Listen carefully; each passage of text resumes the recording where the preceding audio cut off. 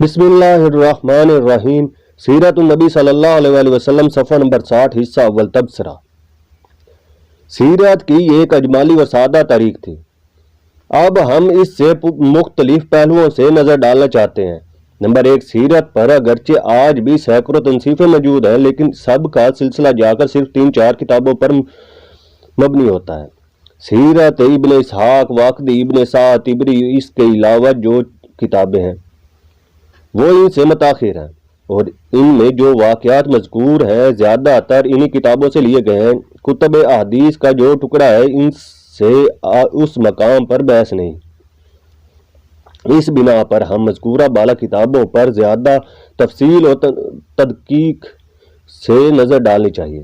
ان میں سے واقدی تو بالکل نظر انداز کر دینے کے قابل ہے۔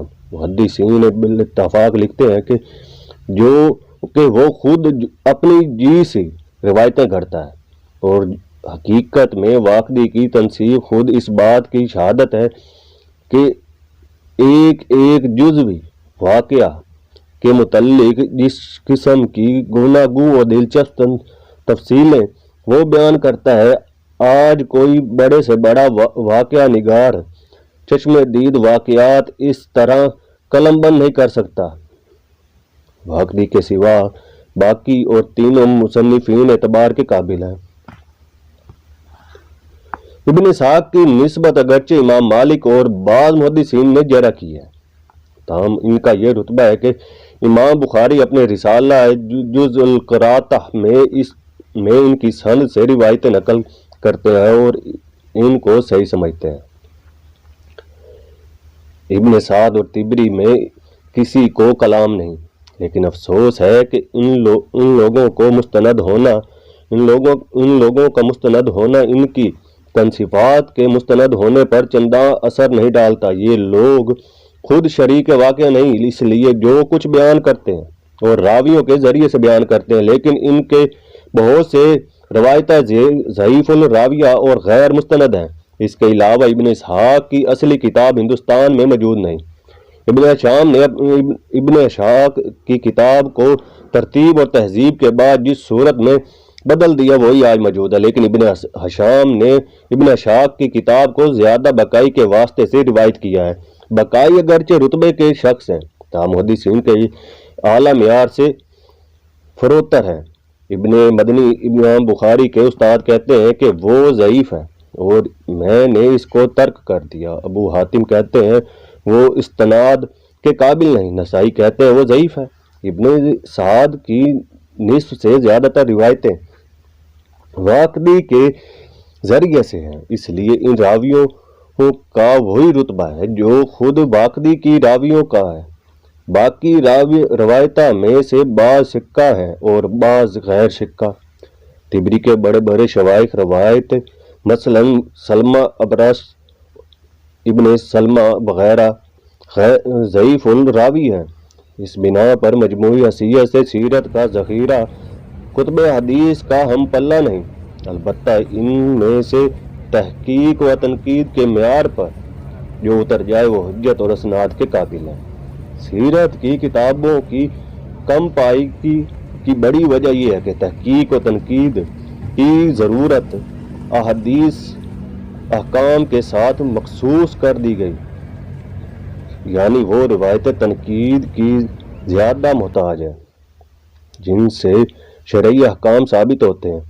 باقی جو روایت سیرت اور فضائل وغیرہ سے متعلق ہیں ان میں تشدد اور احتیاط کی چندان حاجت نہیں۔ حافظ زین الدین عراقی جو بہت بڑے پائے کے محدث ہیں، سیرت المناظم کے دبائچے میں لکھتے ہیں۔ سیرت النبی صلی اللہ علیہ وسلم، صفحہ نمبر 61، حصہ اول۔ طالب کو جاننا چاہیے کہ سیرت میں سبھی طرح کی روایتیں ہوتی ہیں، صحیح بھی اور غلط بھی۔ یہی وجہ ہے کہ مناقب اور فضائل اعمال میں کثرت سے ضعیف روایتیں شائع ہو گئیں، اور بڑے بڑے علماء نے اپنی کتابوں میں ان راویوں کا درج کرنا جائز رکھا۔ علامہ ابن تیمیہ کتاب التواصل مطبوعہ مطبع المنار صفحہ 99 میں لکھتے ہیں، اس حدیث کو ان لوگوں نے روایت کیا جنہوں نے رات دن کے اعمال میں کتابیں تنصیف کی ہے، مثلا ابن السنی اور ابو نعیم، اور اس قسم کی کتابوں میں کثرت سے جھوٹی حدیثیں موجود ہیں جن پر اعتماد کرنا ناجائز ہے، اور اس پر تمام علماء کا اتفاق ہے۔ حاکم نے مستدرک میں یہ حدیث روایت کی ہے کہ جب حضرت آدم علیہ السلام نے خطا سرزد ہوئی تو انہوں نے کہا، اے خدا، میں تجھ کو محمد صلی اللہ علیہ وسلم کا واسطہ دیتا ہوں کہ میری خطا معاف کر دے۔ خدا نے کہا، تم نے محمد صلی اللہ علیہ وسلم کو کیوں کر جانا؟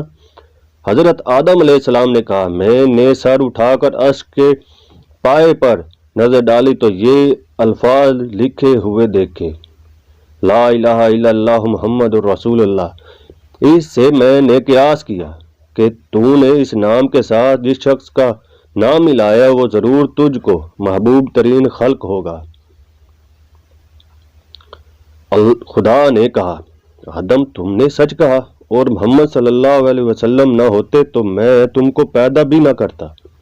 حاکم نے اس حدیث کو نقل کر کے لکھا ہے، یہ حدیث صحیح ہے۔ علامہ ابن تیمیہ رحمۃ اللہ علیہ حاکم کا یہ قول نقل کر کے لکھتے ہیں، حاکم کا اس قسم کی حدیثوں کو صحیح کہنا، ائمہ حدیث نے اس پر انکار کیا ہے اور کہا ہے کہ حاکم بہت سی جھوٹی اور موضوع حدیث کو صحیح کہتا ہے۔ اس طرح حاکم کی مستدرک میں بہت سی حدیثیں ہیں جن کو حاکم نے صحیح کہا، حالانکہ وہ ائمہ حدیث کے نزدیک موضوع ہے۔ علامہ مصوف ایک اور موقع پر ابو الشیخ اصفہانی کی کتاب تذکرہ کر کے لکھتے ہیں، صفحہ 105 تا 106، کتاب التواصل مطبوع المنار صفحہ 101، نیز تذکرہ الحفاظ ذہبی ترجمہ حاکم صفحہ نمبر 62، سیرت النبی صلی اللہ علیہ وسلم حصہ اول۔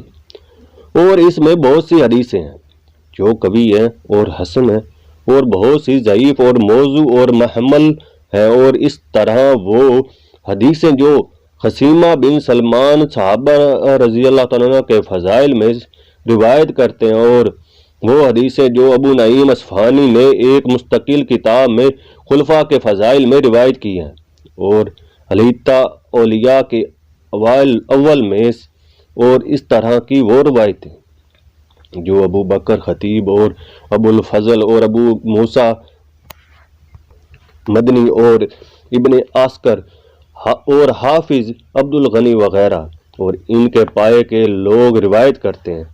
غور کرو، ابو نعیم خطیب بغدادی، ابن عسکر، حافظ عبد الغنی وغیرہ حدیث اور روایت کے امام تھے، باوجود اس کے کہ یہ لوگ خلفاء اور صحابہ رضی اللہ عنہ کے فضائل میں ضعیف حدیثیں بے تکلف روایت کرتے تھے۔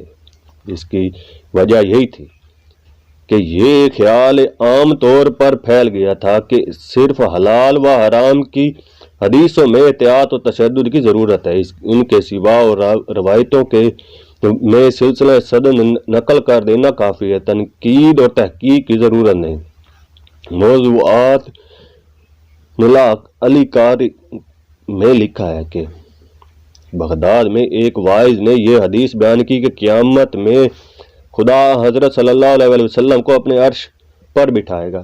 امام ابن جریر طبری نے سنا تو بہت برہم ہوئے اور اپنے دروازے پر یہ فقرہ لکھ کر لگا دیا کہ خدا کا کوئی ہم نشین نہیں۔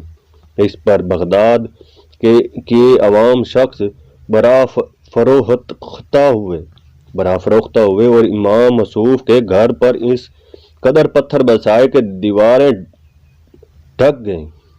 اس موقع پر ایک خاص نقطہ لحاظ کے قابل ہے، یہ مسلم ہے کہ حدیث و روایت میں امام بخاری اور مسلم سے بڑھ کر کوئی شخص کامل فن نہیں پیدا ہوا۔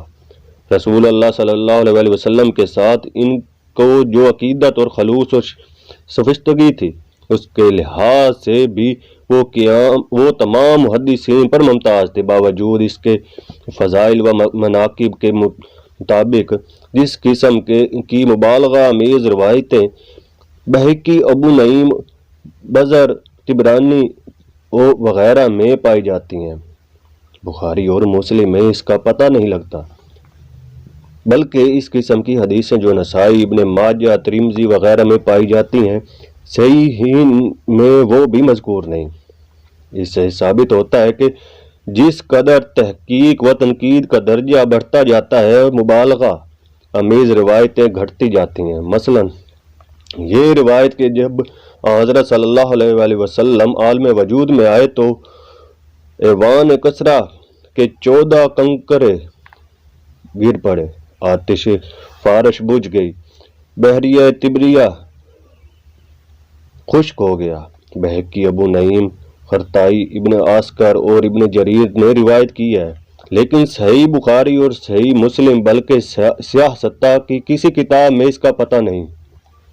سیرت پر جو کتابیں لکھی ہیں وہ زیادہ تر اس قسم کی کتابوں طبرانی، بہقی، ابو نعیم وغیرہ سے ماخذ ہیں، اس لیے ان میں کثرت سے کمزور روایتیں درج کی گئیں، اور اس بنا پر محدثین کو کہنا پڑا کہ شعر میں ہر قسم کی روایتیں موجود ہیں۔ محدثین نے جو اصول قرار دیے تھے سیرت کی روایتوں میں لوگوں نے اکثر نظر انداز کر دیے۔ محدثین کا سب سے پہلا اصول یہ ہے کہ روایت کا سلسلہ اصل واقعہ تک کہیں منقطع نہ ہونے پائے، لیکن حضرت صلی اللہ علیہ وسلم کے حالات و ولادت کے متعلق جس قدر روایتیں مذکور ہیں اکثر منقطع ہے۔ صحابہ رضی اللہ عنہ میں سے کوئی شخص ایسا نہیں جس کی عمر حضرت صلی اللہ علیہ وسلم کی ولادت کے وقت روایت کے قابل ہو۔ سب سے معمر حضرت ابو بکر رضی اللہ تعالیٰ عنہ ہے، وہ حضرت صلی اللہ علیہ وسلم سے عمر میں 2 برس کم تھے۔ سیرت النبی صلی اللہ علیہ وسلم صفحہ نمبر 63 حصہ اول۔ اس بنا پر میلاد کے متعلق جس قدر روایتیں ہیں ان میں اکثر متصل نہیں، اور اس بنا پر بہت دور راز کئی روایتیں پھیل گئیں۔ مثلا ابو نعیم نے حضرت صلی اللہ علیہ وسلم کی والدہ ماجدہ کی زبانی روایت کی ہے کہ جب حضرت صلی اللہ علیہ وسلم پیدا ہوئے تو بہت سے پرندے آ کر مکان میں بھر گئے جن کی زمرد کی منقار اور یاقوت کے پر تھے۔ پھر ایک سفید بادل آئے اور حضرت صلی اللہ علیہ وسلم کو اٹھا لے گیا، اور ندا آئی کہ اس بچے کو مشرق اور مغرب اور تمام دریاؤں کی سیر کراؤ کہ سب لوگ پہچان لیں۔ مغازی کا بڑا حصہ امام زہری نے منقول ہے، لیکن ان کی اکثر روایتیں جو سیرت ابن ہشام اور طبقات ابن سعدی وغیرہ سے مذکور ہیں منقطع ہیں، یعنی اوپر کے راویوں کے نام مذکور نہیں۔ نمبر 2، نہایت تعجب انگیز بات یہ ہے کہ جن بڑے بڑے نامور مصنفین مثلا امام طبری وغیرہ کی نے سیرت پر جو کچھ لکھا اس میں اکثر جگہ مستند احادیث کی کتابوں سے کام نہیں لیا۔ بعض واقعہ نہایت اہم ہیں، ان کے متعلق حدیث کی کتابوں میں ایسے مفید معلومات موجود ہیں جن سے تمام مشکل حل ہو جاتی ہے، لیکن سیرت اور تاریخ میں ان معاملات کا ذکر نہیں۔ مثلا یہ امر کہ جب حضرت صلی اللہ علیہ وسلم ہجرت کر کے مدینہ تشریف لے گئے تو لڑائی کے سلسلے میں جناب بانی کس کی طرف سے شروع ہوئی، ایک بحث طلب واقعہ ہے۔ تمام ارباب سیر اور مورخین کی تصریحات سے ثابت ہوتا ہے کہ خود حضرت صلی اللہ علیہ وسلم نے ابتدا کی، لیکن سنن ابن داؤد میں صاف اور صریح حدیث موجود ہے کہ جنگ بدر سے پہلے کفار مکہ نے عبداللہ بن ابی کو یہ خط لکھا کہ تم میں محمد کو اپنے شہر میں پناہ دی، ان کو نکال دو ورنہ ہم خود مدینہ آ کر تمہارا اور محمد دونوں کا استحصال کر دیں گے۔ نمبر 2 سیرت اور تاریخ کی کتابوں میں یہ واقعہ سرے سے منقول نہیں۔ مصنفین سیرت میں سے بعض لوگوں نے اس نقطہ کو سمجھا اور جب احادیث کی زیادہ چھان بین کی تو ان کو تسلیم کرنا پڑا کہ سیرت کی کتابوں میں بہت سی روایتیں صحیح حدیثوں کے خلاف درج ہو گئی، لیکن چونکہ ان کی تنصیف پھیل چکی تھی اس لیے ان کی اصلاح نہ ہو سکی۔ حافظ ابن حجر ایک موقع پر دماطی کا ایک قول نقل کر کے لکھتے ہیں، یہ قول اس بات پر دلالت کرتا ہے کہ اکثر واقعات جن میں دماطی نے اہل سیر کی موافقت اور صحیح حدیثوں کی مخالفت کی تھی اپنی رائے سے رجوع کیا، لیکن چونکہ کتاب کے نسخے پھیل گئے تھے اس لیے ان کی اصلاح نہ کر سکے۔ نمبر 3 سیرت میں اگلوں نے جو کتابیں لکھی ان سے معبد کے لوگوں نے جو روایتیں نقل کی انہی کے نام سے کی اور ان کی مستند ہونے کی بنا پر لوگوں نے ان تمام راویوں کو معتبر سمجھ لیا اور چونکہ اصل کتابیں ہر شخص کے ہاتھ میں نہ آ سکیں۔ نمبر 1 مواہب الدینہ میں یہ روایت نقل کی ہے، اس میں بے انتہا مبالغہ امیز باتیں ہیں، میں نے معمولی ٹکڑا نقل کر دیا ہے۔ نمبر 2 غزوہ بدر کے موقع پر ہم اس حدیث کی اصل الفاظ نقل کریں گے۔ نمبر 3 زکانی جلد 3 صفحہ نمبر 11۔ سیرت النبی صلی اللہ علیہ وسلم صفحہ نمبر 64 حصہ اول۔ اس لیے لوگ راویوں کا پتہ نہ لگا سکے اور رفتہ رفتہ روایتیں تمام کتابوں میں داخل ہو گئیں۔ اس تدلیس کا یہ نتیجہ ہوا کہ مثلا جو روایتیں واقدی کی کتاب میں مذکور ہیں ان کو لوگ عموماً غلط سمجھتے ہیں، لیکن ان روایتوں کو جب ابن سعد کے نام سے نقل کر دیا جاتا ہے تو لوگ ان کو معتبر سمجھتے ہیں، حالانکہ ابن سعد کی اصلی کتاب ہاتھ آئی تو پتہ لگا کہ ابن سعد نے اکثر روایتیں واقدی ہی سے لی ہیں۔ نمبر 4 روایت کے متعلق جو اصول منضبط ہوئے صحابہ رضی اللہ تعالیٰ کے متعلق ان سے بعض موقعوں پر کام نہیں لیا گیا۔ مثلا اصول روایت کی روح سے رواتا کے مختلف مدارج ہیں، کوئی راوی نہایت ضبط، نہایت معنی فہم اور نہایت دقیق رس ہوتا ہے، کسی میں یہ اوصاف کم ہوتے ہیں اور کسی میں اور بھی کم ہوتے ہیں۔ یہ فرق مراتب جس طرح فطرت عام راویوں میں پایا جاتا ہے، صحابہ رضی اللہ میں بھی اس سے مستثنی نہیں۔ حضرت عائشہ رضی اللہ عنہا نے حضرت عبداللہ بن عمر رضی اللہ عنہ اور حضرت ابو ہریرہ رضی اللہ عنہ کی روایت پر حضرت عبداللہ بن عباس رضی اللہ عنہ نے حضرت ابو ہریرہ رضی اللہ عنہ کی روایت پر جو تنقیدیں کی اور جن کا ذکر اوپر گزر چکا اسی بنا پر کی۔ اختلاف مراتب کی بنیاد پر بڑے بڑے مارکۃ الارسال مسائل کی بنیاد قائم ہے۔ مثلا 2 روایتوں میں تعارض پیش آ جائے تو اس بحث کے فیصلے میں صحیح طریقہ یہ خیال کیا جاتا ہے کہ ایک روایت کے راویوں کا دوسرے روایت کے راویوں سے اعلی رتبہ ہونا ثابت کر دیا جائے، وہ دونوں راوی ثقہ ہیں اور یہ اس روایت کی ترجیح کا قطعی ذریعہ ہوگا، لیکن صحابہ رضی اللہ تعالیٰ عنہ میں آ کر یہ اصول بیکار ہو جاتا ہے۔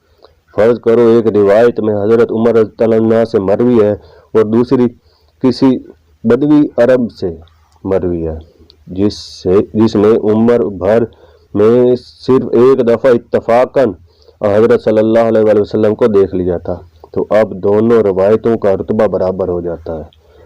علامہ مازری مشہور محدث ہے۔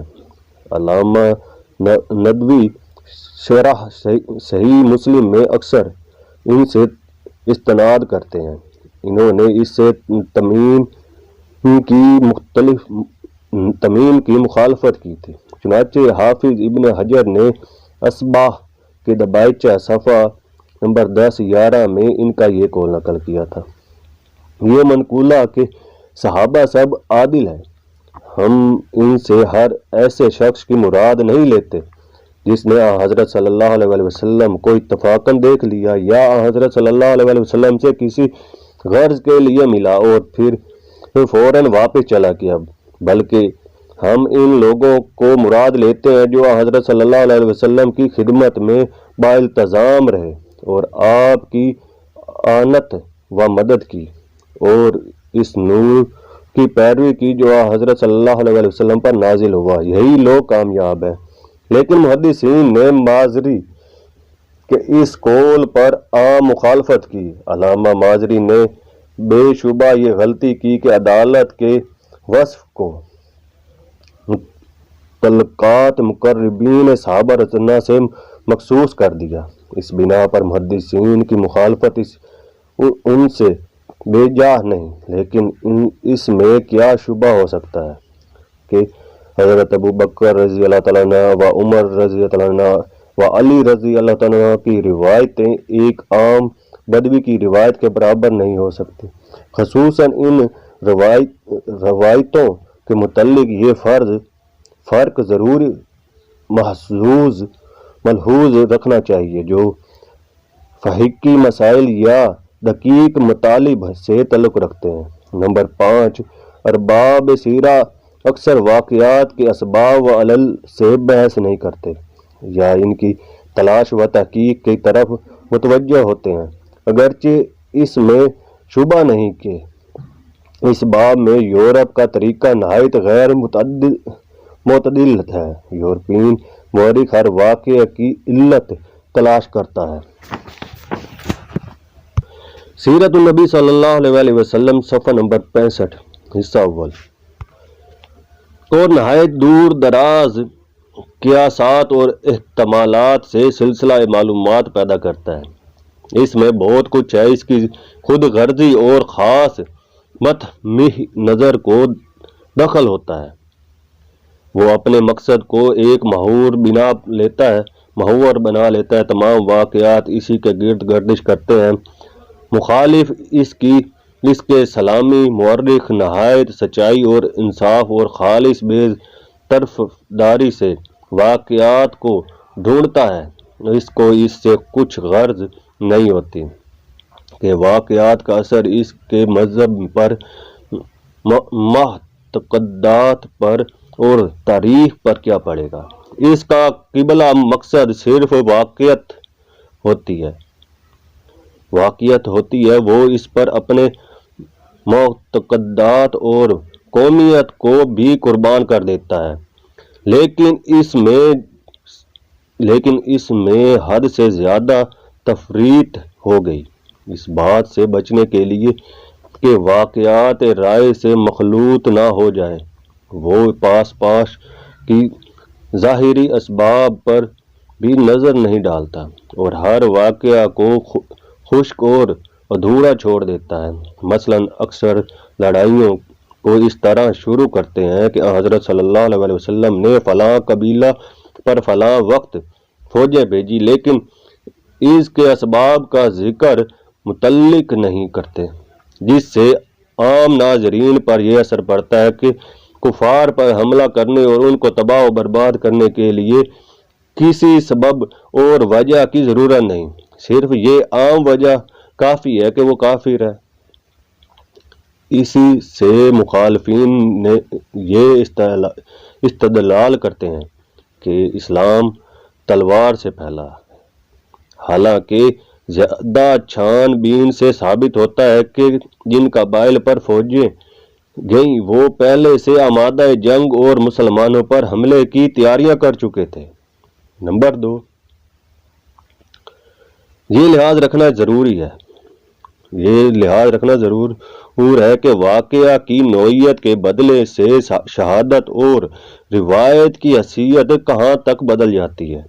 مثلاً ایک راوی جو ثقہ ہے ایک ایسا معمولی واقعہ بیان کرتا ہے جو عموماً پیش آتا ہے اور پیش آ سکتا ہے، تو بے تکلف یہ روایت تسلیم کر لی جائے گی، لیکن فرض کرو وہی راوی ایسا واقعہ بیان کرتا ہے جو غیر معمولی ہے، تجربہ عام کے خلاف ہے، گرد و پیش کے واقعات سے مناسبت نہیں رکھتا، تو واقعہ چونکہ زیادہ محتاج ثبوت ہے، اس لیے اب راوی کا معمولی درجہ و شوق کافی نہیں ہو سکتا، بلکہ اس کو معمولی درجہ سے زیادہ عادل، زیادہ محتاط، زیادہ نکتہ دان ہونا چاہیے۔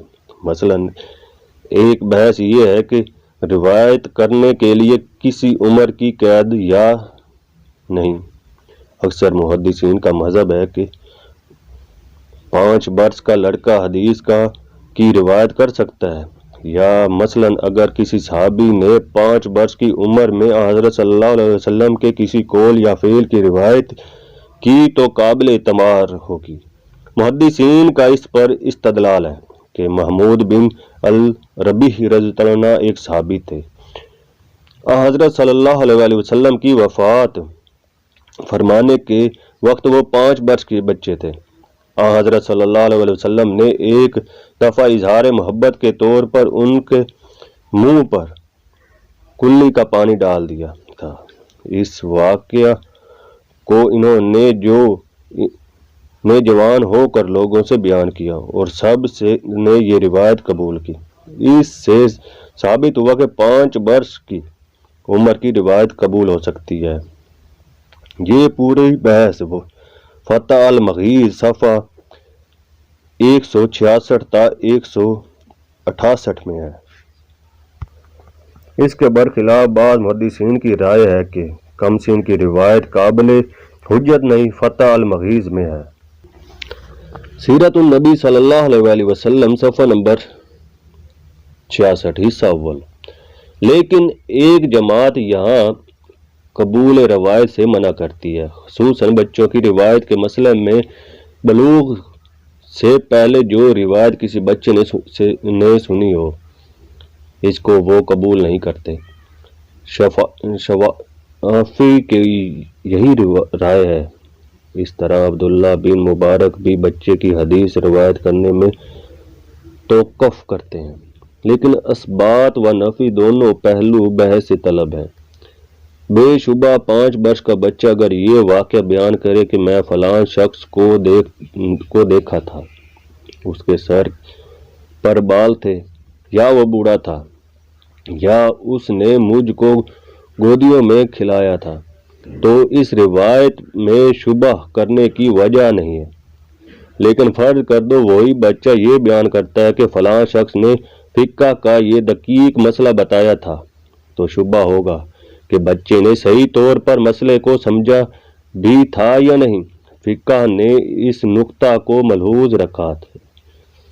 فتح المغیث میں شرح مہذب سے نقل کیا ہے۔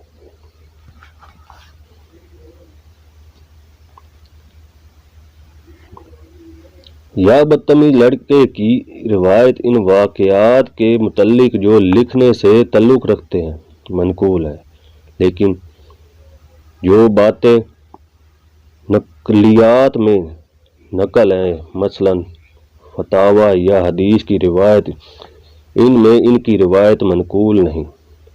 نسخہ مطبوعہ لکھنؤ صفحہ 122۔ لیکن عام طور پر یہ اصول تسلیم نہیں کیا گیا۔ فتح المغیث میں صفحہ نمبر 121۔ پھر ضبط کی 2 قسمیں ہیں، ظاہری اور باطنی۔ ظاہری کے یہ معنی ہے کہ لفظ کے لغوی معنی کا لحاظ رکھا جائے، باطنی کے یہ معنی کہ شرعی حکم جس بنا پر متعلق ہیں ان کا لحاظ رکھا جائے۔ ان کو فقہ کہتے ہیں۔ لیکن متعلقات جو ضبط راوی کے لیے مشروط ہے، اکثروں کے نزدیک وہ صرف ظاہری ضبط ہے، کیونکہ ان لوگوں کے نزدیک روایت بالمعنی جائز ہے۔ اسی بنا پر سنتے وقت قلت حفظ یا قلت علم کے سبب سے روایت کی ادا کرنے میں راوی پر مفہوم کے بدلے کے بدل دینے کا شبہ ہو سکتا ہے۔ یہ وجہ ہے کہ اکثر صحابہ رضی اللہ عنہ نے بہت کم حدیثیں روایت کی، کیونکہ مفہوم کا بعینہ روایت میں قیام رکھنا مشکل ہے۔ لیکن محدثین بچے کے حق میں بے عقل کے حق میں نہیں اس کا اعتبار کرتے، بلکہ بچہ ان کے نزدیک جب سننے اور مجلس میں شریک ہونے کے قابل ہو گیا تو اس کی روایت کو جائز سمجھتے ہیں۔ ضابط کا لفظ محدثین کی ایک اصطلاح ہے جس کی معنی ہے کسی روایت کے الفاظ اور مطلب کو اچھی طرح سمجھنا اور ادا کرنا۔ سیرت النبی صلی اللہ علیہ وآلہ وسلم صفحہ نمبر 67 حصہ اول۔ ایک یہ بحث ہے کہ جو صحابہ رضی اللہ عنہ فقہ نہ تھے ان کی روایت اکثر قیاس شرعی کے خلاف ہو تو واجب العمل ہوگی یا نہیں، اس کے متعلق بحر العلوم امام فخر الاسلام کا مذہب نقل کر کے لکھتے ہیں۔ شرح مسلم مطبوعہ لکھنؤ صفحہ 432۔ امام فخر الاسلام کے قول کی وجہ یہ ہے کہ روایت المعنی عام طور پر شائع ہے اور ایسا بہت کم ہوتا ہے کہ روایت بالفظ کی جائے، کیونکہ ایک ہی واقعہ مختلف الفاظ میں ادا کیا گیا ہے اور یہ الفاظ باہم مترادف بھی نہیں بلکہ اکثر مجازی عبارتوں میں مطالبات ادا کیے گئے ہیں۔ اس بنا پر جب راوی فقہ نہ ہوگا تو احتمال ہوگا کہ اس نے مطلب مقصود شرعی کے سمجھنے میں غلطی کی ہو۔ اس سے معاذ اللہ یہ الزام نہیں آتا کہ صحابی کی طرف سے جھوٹ کی نسبت کی جائے۔ محدثین اس اصول سے کہہ کہ واقعہ جس درجے کا اہم ہو شہادت بھی اسی درجے کی اہم ہونی چاہیے بے خبر نہ تھے۔ امام بحقی کی کتاب المداخل میں ابن مہدی کا قول نقل کرتے ہیں۔ فتح المغیث صفحہ 120۔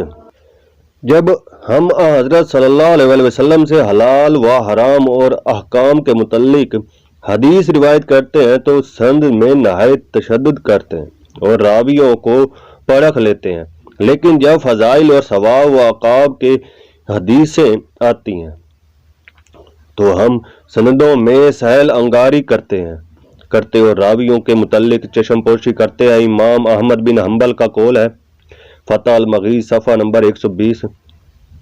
ابن اسحاق کی اس درجے کے آدمی ہیں کہ مغازی وغیرہ کی حدیثیں ان سے روایت کی جا سکتی ہیں، لیکن جب حلال و حرام کے مسائل آتے ہیں تو ہم کو ایسے لوگ درکار ہیں، یہ کہہ کر انہوں نے 4 انگلیاں بند کر کے دبا لیں۔ اس سے ثابت ہوا کہ محدثین واقعہ کی اہمیت کی بنا پر راوی کے درجے کا لحاظ رکھتے تھے۔ اس بنا پر ابن اسحاق کی نسبت امام ابن حنبل نے یہ تفریق کی کہ حلال و حرام میں ان کی شہادت معتبر نہیں، لیکن سب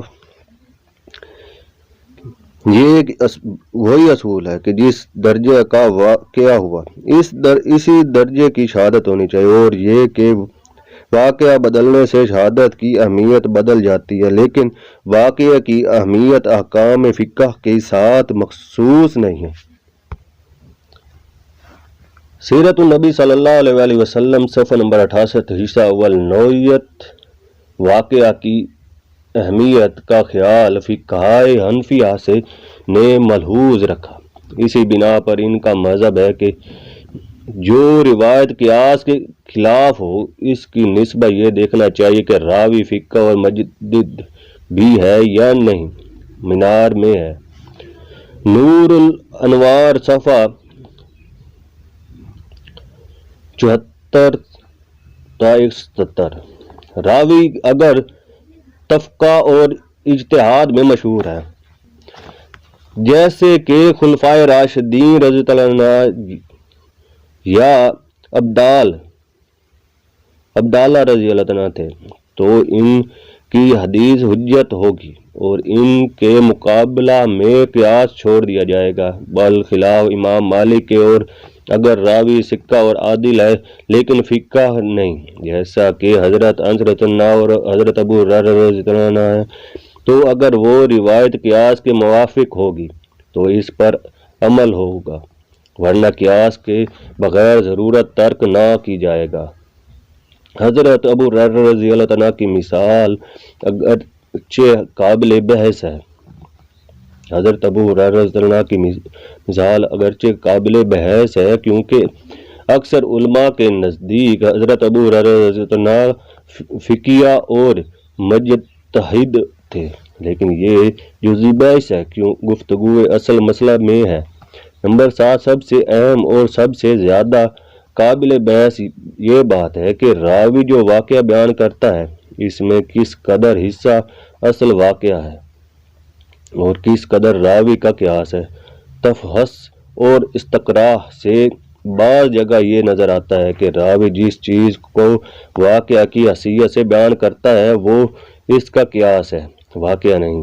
اس کی بہت سی مثالیں سیرت میں موجود ہیں جہاں ہم صرف ایک دو واقعہ پر اکتفا کرتے ہیں۔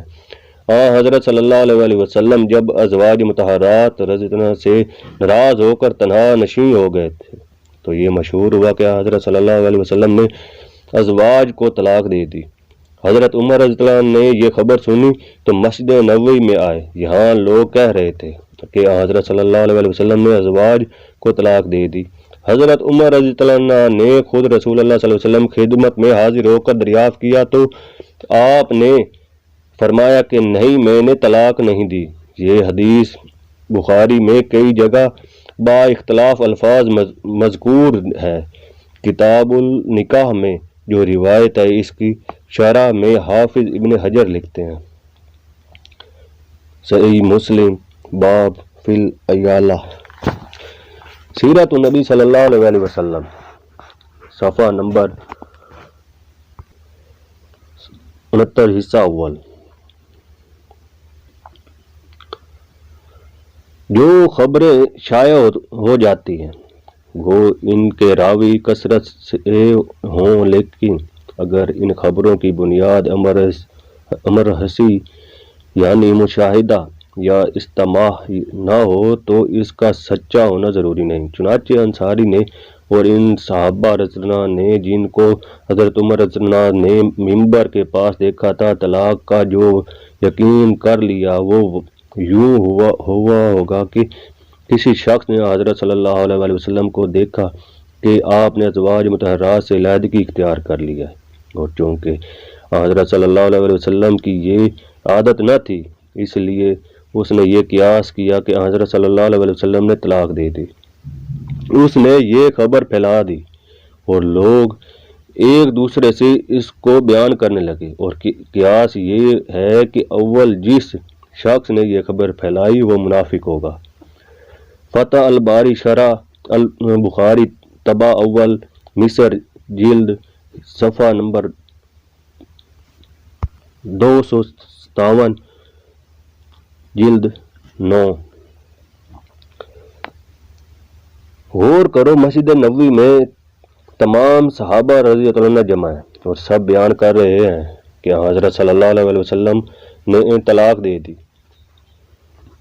صحابہ رضی اللہ عنہ عموماً شقہ اور عادل ہیں اور ان کی تعداد کثیر اس واقعہ کو بیان کر رہی ہے۔ باوجود اس کے جب تحقیق کی جاتی ہے تو معلوم ہوتا ہے کہ یہ واقعہ نہیں بلکہ قیاس تھا۔ حافظ ابن حجر رحمۃ اللہ علیہ نے بڑی جرأت کر کے یہ خیال ظاہر کیا کہ راوی اول منافقین میں سے ہوگا۔ حضرت عائشہ صدیقہ رضی اللہ عنہ کی نسبت بہت سے ایسے واقعات روایتوں میں مذکور ہیں جن میں سے ایک واقعہ افق ہے۔ اس کی نسبت بھی وہی قیاس ہونا چاہیے جو حافظ ابن حجر نے نہایت یہاں ظاہر کیا، یعنی یہ کہ منافقین نے ان کی طرف منسوب کر دیے ہوں گے، پھر تمام مسلمانوں میں پھیل گئے۔ نمبر 8 فن تاریخ و روایت جو خارجی اسباب اثر کرتے ہیں، ان میں سب سے بڑا قوی الاثر حکومت کا ہوتا ہے، لیکن مسلمانوں کو ہمیشہ اس پر فخر ہونا فخر کا موقع حاصل رہے گا کہ ان کا قلم تلوار سے نہیں دبا۔ حدیثوں کی تدوین بنو امیہ کے زمانے میں ہوئی، جنہوں نے پورے 90 برس تک سندھ سے ایشیائے کوچک اور اندلس تک مساجد جامع میں آل فاطمیہ کی توہین کی اور جمعہ میں سارے ممبر حضرت علی رضی اللہ عنہ پر لعن کہلوایا۔ سینکڑوں ہزاروں حدیثیں امیر معاویہ وغیرہ کے فضائل میں بنوائی۔ عباسیوں کے زمانے میں ایک ایک خلیفہ کے نام بنام پیشن گوئیاں حدیثوں میں داخل ہوئیں، لیکن نتیجہ کیا ہوا؟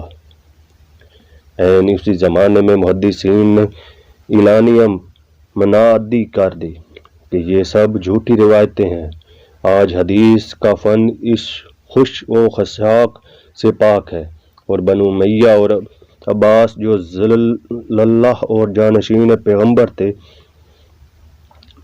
اس مقام پر نظر آتے ہیں جہاں ان کو ہونا چاہیے تھا۔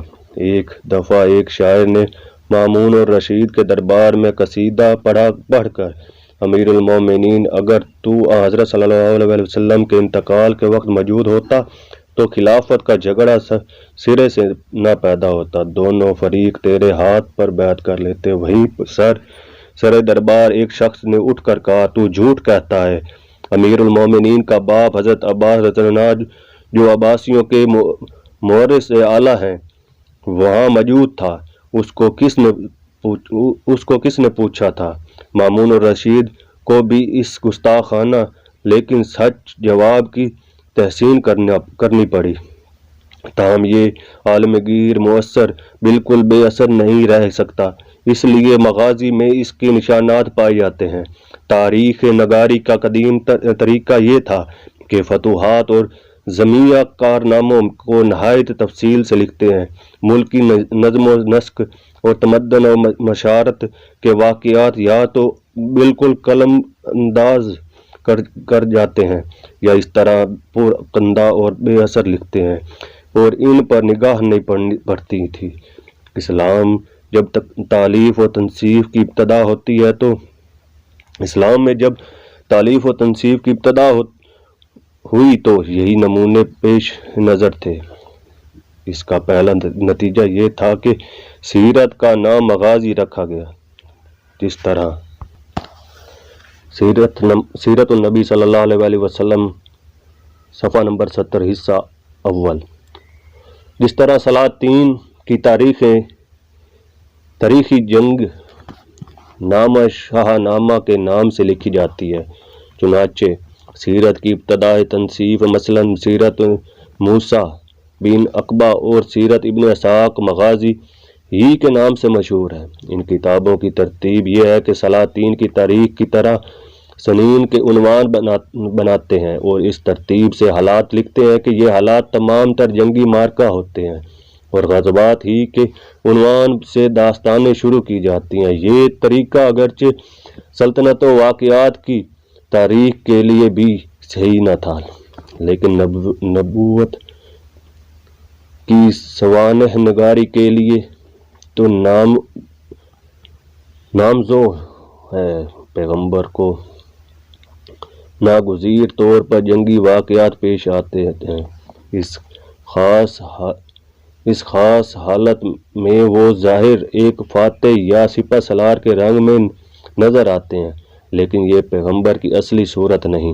پیغمبر کی زندگی کا ایک ایک خد و خال تقدیس، نزاہت، حلم و کرم، ہمدردی، عام اور احسار ہوتا ہے، لیکن عین اس وقت جبکہ اس پر سکندر اعظم کا دھوکہ ہوتا ہے، زارف بن نگار فوراً پہچان لیتے ہیں، لیکن سکندر نہیں بلکہ فرشتہ یزدانی ہے۔ یہی وجہ ہے کہ مغازی کا انداز حدیث کی کتابوں میں سیرت کی تنصیفات سے بالکل الگ ہے۔ تمام ارباب سیر لکھتے ہیں کہ حضرت صلی اللہ علیہ وسلم نے جب بنو نذیر کا محاصرہ کیا تو حکم دیا کہ ان کے نخلستان کاٹ ڈالے جائیں۔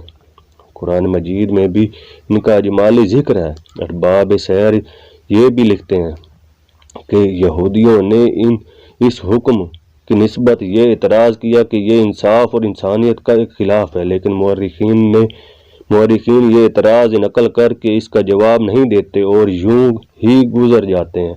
نمبر 9، نہایت محتمل و بالشان بحث یہ ہے کہ کوئی روایت اگر عقل یا مسلمانت یا دیگر قرائن صحیح یا کے خلاف ہو تو آیا صرف اس بنا پر واجب التسلیم ہوگی یا نہیں کہ روایت شکہ ہے اور سلسلہ سند متصل ہے۔ علامہ ابن جوزی نے اگرچہ لکھا ہے، جیسا کہ اوپر گزر چکا ہے، کہ جو حدیث عقل کے خلاف ہو اس کی روایت کی جرح و تعدیل کی ضرورت نہیں، لیکن اس سے اصل بحث کا فیصلہ نہیں ہوتا۔ عقل کا لفظ ایک غیر مستحق لفظ ہے۔ حامیان روایت لکھتے ہیں کہ اگر اس لفظ کو وسعت دے دی گئی تو ہر شخص جس روایت سے چاہے گا انکار کر دے گا کہ یہ میرے نزدیک عقل کے خلاف ہے۔ حقیقت یہ ہے کہ بحث کا قطعی فیصلہ کرنا مشکل ہے۔ عام خیال ہے کہ جس روایت کے روایتہ شکہ اور مستند ہوں اور سلسلہ روایت کہیں سے منقطع نہ ہو، باوجود خلاف عقل ہونے کے انکار کے قابل نہیں۔ ذیل کے مثالوں سے اس کا اندازہ ہوگا کہ حدیث کی نمبر 1 حدیث کی جس میں بیان ہے کہ شیطان نے حضرت صلی اللہ علیہ وسلم کی زبان مبارک سے وہ الفاظ نکلوا دی جن میں بتوں کی تعریف ہے۔ بعض محدثین نے ضعیف اور ناقابل اعتبار کہا تھا۔ اس کے باطل ہونے کی ایک عقلی دلیل یہ بیان کی تھی، اگر ایسا ہوتا تو بہت سے مسلمان اسلام سے پھر جاتے، حالانکہ ایسا ہونا ناگزیر